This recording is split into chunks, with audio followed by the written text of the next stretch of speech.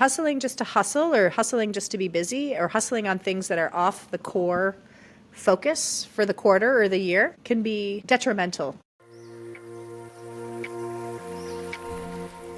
Welcome to VI Live, where the CEO dreams it and the COO makes it happen. Here are your hosts, Lori McCall and Ashley Labs.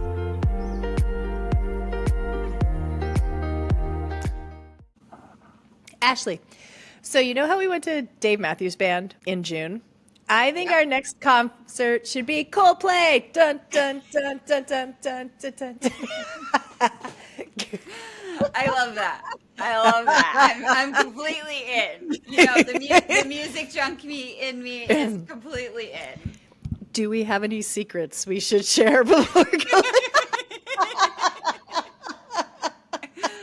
I don't know. Chris Martin might tell them. It was so terrible to laugh, but I actually have a better idea. I think we should ask Chris Martin if he would be interested in sitting on our board of directors. Because can you imagine if people saw Chris Martin was on our board of directors? I love that. I love that. I think it would. I think Chris, it would deter. you're out there. Oh my goodness! We definitely would be very grateful. Oh, absolutely. You know, that whole scenario has so many layers to it, but I'll wrap it up with my takeaway. You know, when I started working in the Big Four, they pounded in your head, like, do not do anything that could end up on the Wall Street Journal. And that's literally ended up on the Wall Street Journal. Like, with a probability of like 0.0001% of ever happening. Cover page. Cover page. Welcome. You're listening to VI Live, where the visionary dreams it and the integrator makes it happen. I am Lori McCall, the CEO of WHIM Innovation and the visionary for a lot of our strategic initiatives. And let's be real. This week, we're talking about something that's very personal. Most founders' schedules are a little bit of a mess, and there's many, many reasons for that. And for many, many years, mine was as well.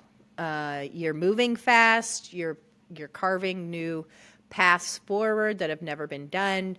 You're feeling certain, uncertain. You're having wins. You're having losses. And a lot of this allows you to a lot of this leads you to be really in a position where you're working more in the business than on the business. And so, yeah, we're gonna dive into that a little bit more this week and share some of our challenges and some of the tools and tips we put in place to alleviate some of that. Yeah, absolutely. Every day can feel like triage, especially when you are in a calendar situation where you're just feeling like it's chaos. Double booked, switching topics, meeting to meeting, missing key moments. Are you actually present for these things? And you're stuck in reaction mode. So moving out of that and actually finding some space and time to be present, time to think is critical. And here's a little bit on how we got there. Oh, I love this. This might be one of my favorite episodes that we do because, you know, I just remember when we were in the hardest parts of the business, and, you know, you learn a lot about yourself in the hardest parts of your business. And that's why there is some chaos, because you're learning to deal with really hard technical problems. You're learning to deal with financial insecurity or instability if you're close to running out of cash. You're dealing with people issues. You're dealing with trying to build and go to market with the best that you've got.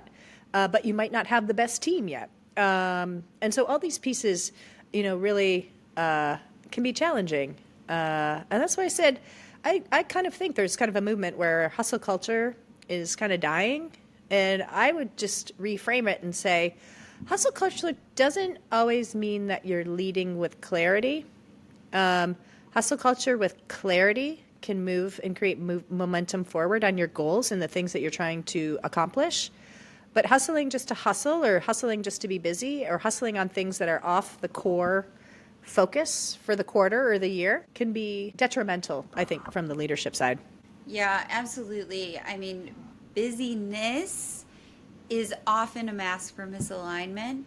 And so when we start to actually break things down and look at that, it's not necessarily that we need to work harder, we need more effort, we need more clarity and simplicity. And so taking and breaking these things down really helps us to understand, okay, what is it that actually is the issue and how do we solve these things? If you listen to any of our past episodes, we implemented the Entrepreneur Operating System, or EOS, which is a model for how you interact, engage, and meet. There's so much more to it than that, but at a high level, for those of you who haven't heard of EOS, that's what it does. We've built AI agents and automation. That's our expertise for helping other businesses. So we applied all of the best practices to ourselves first. And then we were very intentional with how we identified and edited our quarterly goals. And to me, that actually brought the most clarity, because I got out of the rhythm of saying I should do more, I should do more.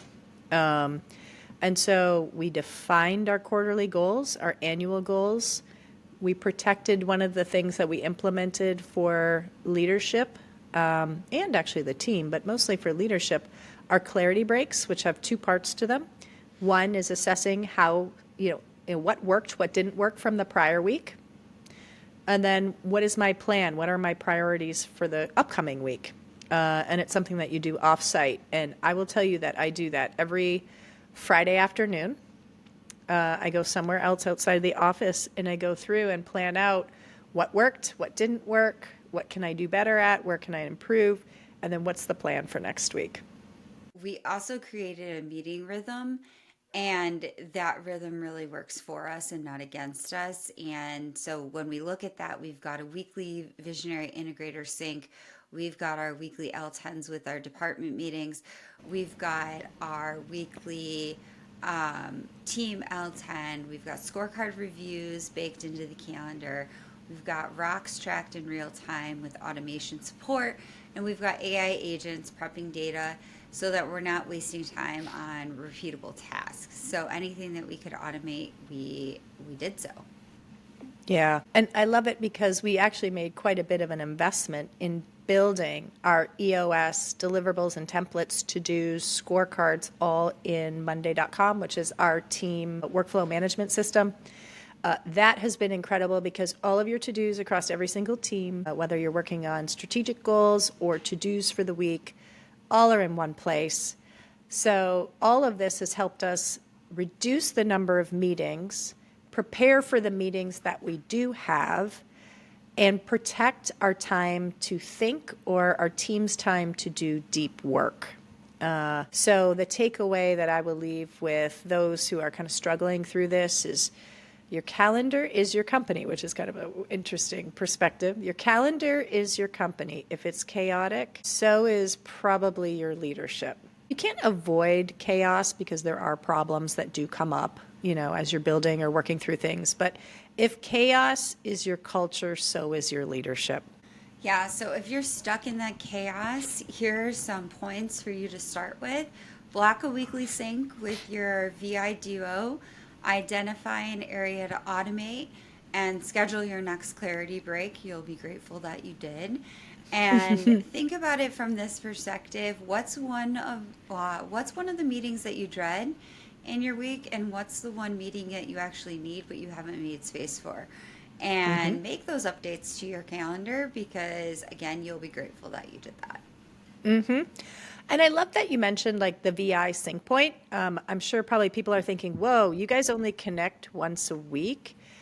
And you're like, yeah, there's probably a couple other connection points, but we do. And we do because we plan and use that weekly sync using our VI tools. So we run through what's working, what's not, and then we IDS and solve in those meetings our top 3 problems for the week. And then all the other time outside of those meeting points are for deep work, thinking, or managing the individual teams. So for that, it's created a lot more peace. Before we implemented this, we were talking multiple times a day, stepping on top of each other, overlapping, like nobody owned their own lane. And that created confusion for everybody, to be honest. Us, the team, everybody. And so we've gotten this down. We connect once a week. We work with our teams in the same structure, and I love it. It takes it back to work smarter, not harder. So that is our episode 6. The founder schedule is broken, and here are tips on how we fixed it. Drop some comments below. Let us know what you've implemented for your teams that has helped, create clarity, reduce the chaos, and help you really create momentum on the goals and things that you're trying to develop and launch. And we'd love to hear it.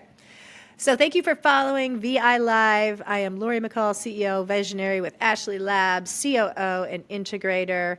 Hit the like, follow, or drop us a comment if this was meaningful content. And we'll see you back next week where we talk more founder tips and tricks.